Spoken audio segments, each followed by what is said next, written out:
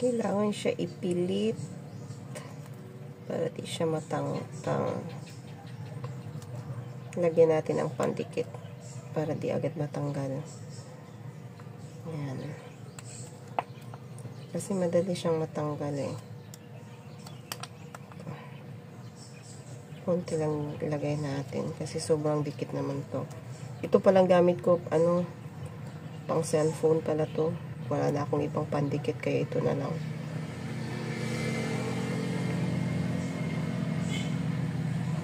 Ayan. Tapos, yan na. Lagay na natin dyan.